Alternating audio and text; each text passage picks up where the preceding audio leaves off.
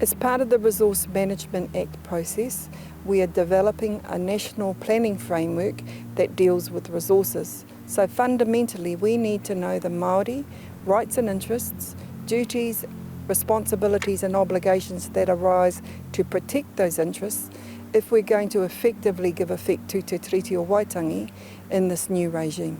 So when we analysed where we would look to define these matters, it was inevitable we developed a table of the continuum of recognition of those rights and interests since prior to the arrival of Pākehā, and since they have arrived, the development of various legal processes, including legal processes around the common law, that have given recognition to Māori rights and interests in accordance with our tikanga and in accordance with law.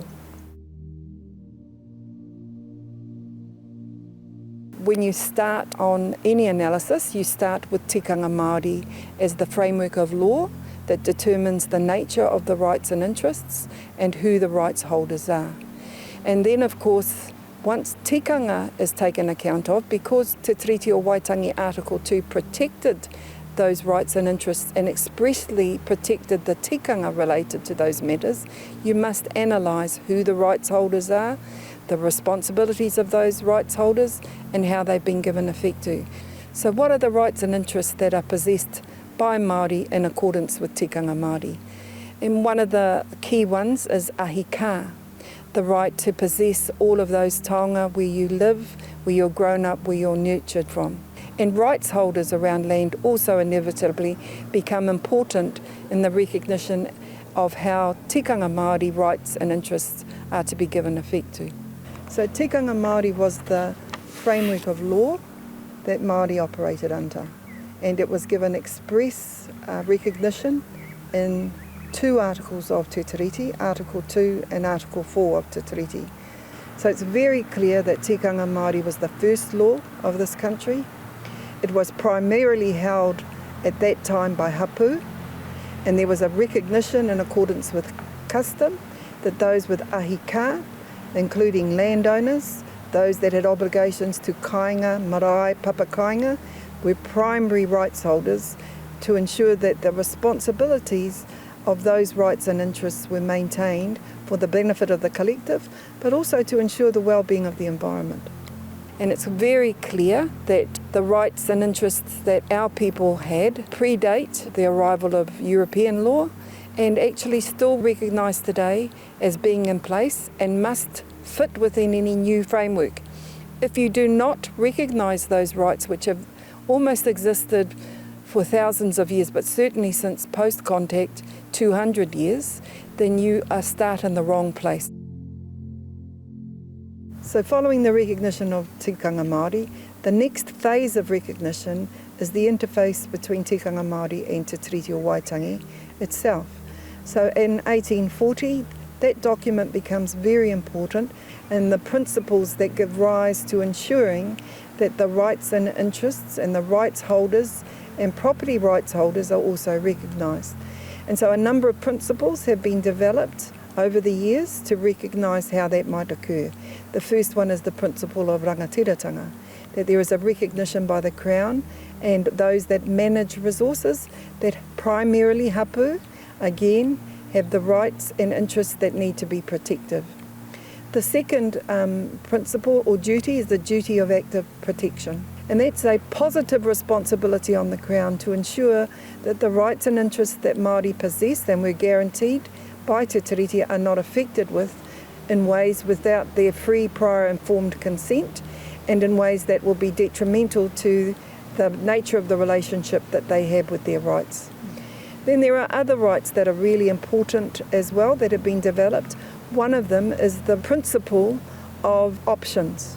And this is where it's important between, I think, particularly the 1840 and 1870 period, that Māori themselves were looking at coordinating themselves as trusts or coordinating themselves in collectives so that they could manage those rights and interests in ways that did not abrogate what was protected by Te Tiriti.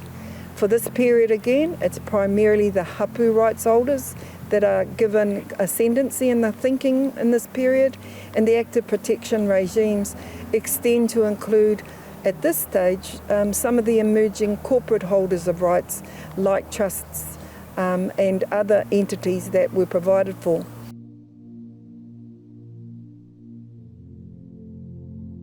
Now there's another subset in our hierarchy, and that's judge-made recognised rights, and that's where the Manga II case becomes very important. And they've recognised that the Crown had fiduciary obligations owed to parties that have been breached and should be compensated for in the way that rights and interests are to be managed into the future. And those matters are still before the courts. They are what we've described in our table as judge-made or judge-recognised law that has entrenched Māori rights and interests as being important to be taken account of in processes now to be administered under the Resource Management Act. Property rights must be interpreted in the way that in British law that gives effect to three sets of ideas: tikanga Māori, common law rights, and rights that have been affected by the passage of statute or statute law.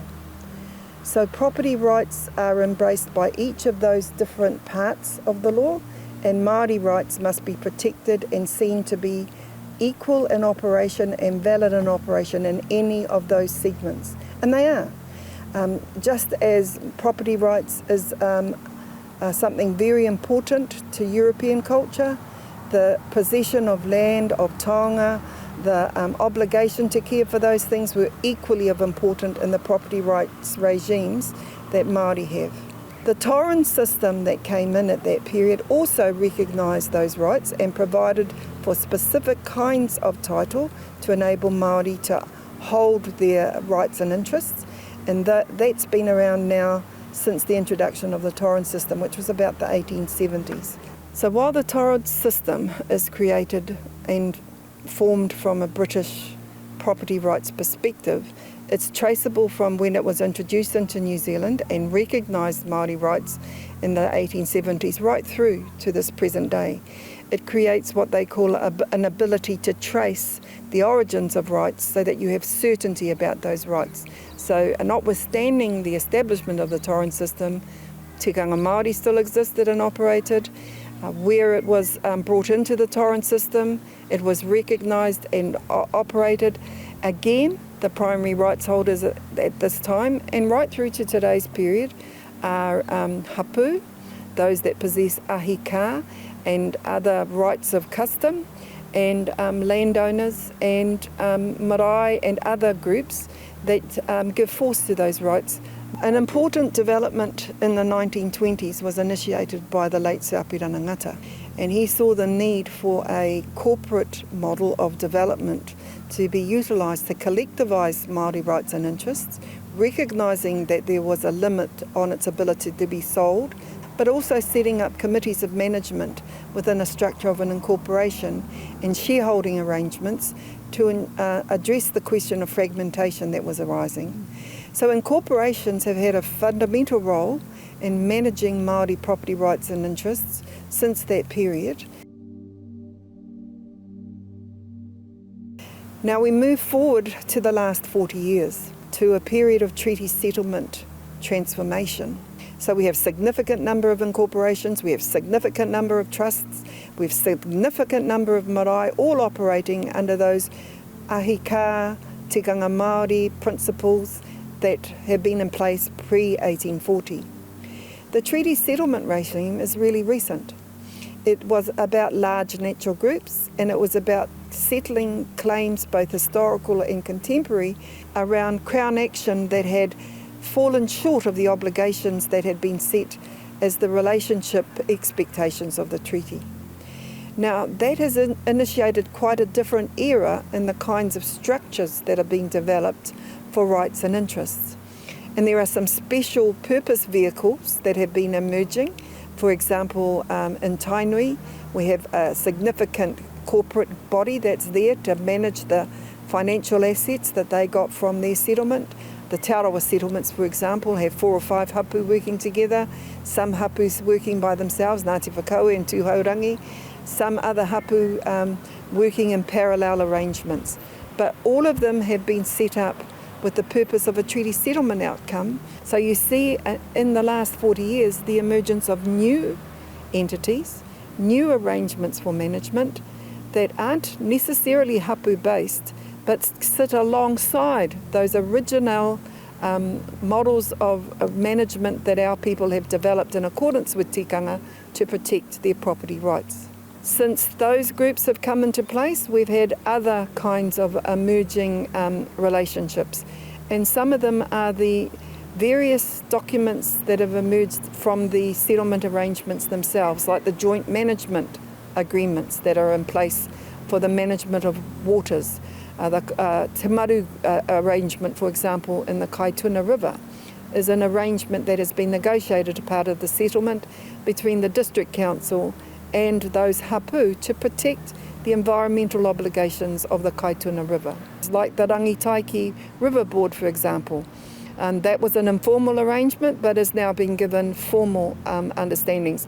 And then you have statutory settlements like the Wanganui River, which gave a legal personality to the river itself, and then the Waikato settlement for their awa, which has entrenched the principle of mana whakahaere. So there's a recognition of marae, of hapu, of those that have authority at place, taking care of their particular resources. These bodies, though, aren't the owners of the rights. For many of those rights, they are still held in accordance with tikanga Māori and in accordance with common law principles. And for many of them, those matters are being litigated at the moment because they have yet to be determined. And they are really important cases. The Paki case, for example, has been before the courts for nearly 30 years, seeking an understanding that they own the riverbed of the Waikato River and they have a relationship to the water akin to ownership. So Māori themselves have not remained static as they've responded to the need to develop relationship management vehicles for our own taonga. Hapu and marae and significant leadership in the Māori world coalesced, for example, on the Crown Forest Assets Act settlement. And they developed ways that we would influence the decision making with the state to ensure proper management of assets that were being sold by the state where the ownership of those assets had not been determined.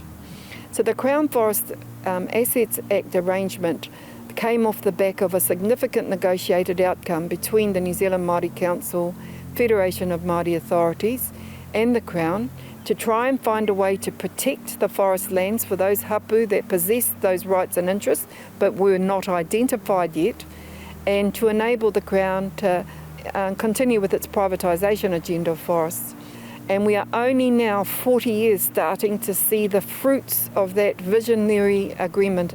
And then we have a predominance in the early 20th century of statute law, which creates separate kinds of titles. So we've got Māori freehold titles emerging and general freehold titles. And while both of them are there to protect the nature and extent of rights that are held by property rights holders, they are created in different statutes. And with respect to Māori freehold title, the Native Land Court, or the Māori Land Court today, was given a special jurisdiction to ensure that the way that those Māori freehold titles were operated did so in a way consistent with the ideas of communal ownership. In the legislation now that was introduced in 1993, it's described as taonga tuku iho. You must manage that title or recognise the spiritual context of that title and our ongoing obligation to ensure that that taonga tuku iho is available for use, utilisation in Māori hands for future generations. Different statutes were set up to ensure that the titles that issued again protected Māori rights and interests and their rights holders and recognise them in general law terms so as not to abrogate tikanga. So one of the statutes that emerged is in the 1900s was the Māori Councils Act, which give effect and acknowledgement to Article 2 of Active Protection of Kāinga. Those Māori councils have existed in different forms and are now managed by the Māori Educational Social Advancement Act of 1954 and more recently the Māori Community Development Act. they have particular obligations as well that must be taken into account, and certainly some of their arrangements have been incorporated into the way treaty settlements have been given effect to. For example, the Tūhoi post-settlement governance entity you're voted on because of your participation and your right of whakapapa to a particular marae, and you participate in the komiti marae structure, and the komiti o runga determines who your representatives will be on your post-settlement governance entity. So that's a particular example of how the Māori Councils Act since 1900s has informed the way that tribal structural management can come into place. All of these various different evolutions of our management of our rights and interests must be provided for in the new resource management regime. As we've said before, the treaty did not create rights, they affirmed rights. Those rights remained asleep for a long time because of the structural racism that ignored those rights. But we now, and I think in the 21st century, are starting to grapple with those matters. That's why, coming back to our first question, why is it fundamental that the Resource Management Act understand the nature of the rights and interests and responsibilities and the rights holders that are involved? Because if you haven't got the right people being involved in your decision-making processes, then you are failing to give effect to Te Tiriti's promises, and you are abrogating tikanga Māori, which underpins everything. If you're only going to deal with the post-settlement governance entity, then you're not acting in accordance with tikanga Māori. It's not an inclusive approach, and it ignores our history of 150 years, remembering these large natural groups were only established by Margaret Wilson for and on behalf of the Labour government in about the late 1980s.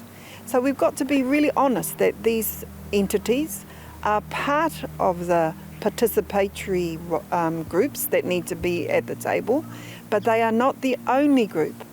We need to also, if you're part of these groups, you've got to give up power and recognise that the primary rights holders are those that express or have authority at the marae, those that have upheld and managed vigorously the rights of their lands, and for those, I'm going to speak now for the meka claimants. They're fighting as hapu to get recognition of their rights to the foreshore and seabed. The Manga II case, which was released recently, has affirmed that hapu rights holders and whānau rights holders should be compensated for, first for the way the lands were taken away from them, and then secondly for the commercial benefits that have flown to others at their expense. So those compensation arrangements now are significant parts of the rights and interests that must be taken account of as part of managing these matters. All of these groups are deserving of having been involved in decision making and the policy framework that's been developed, which started in the wrong place. They didn't deal in those treaty settlement efforts with the primary rights holders of lands, of resources, of taonga tuku iho. So the rights and interests and responsibility analysis that we've done focuses on the rights we have possessed and have always possessed since time immemorial in accordance with tikanga Māori, and confirmed and affirmed by Te Tiriti o Waitangi. They are not rights that have been conferred to us by virtue of a policy developed by the state, by the Crown, like a large natural group policy. They are much more connected to our custom, our law, our whakapapa.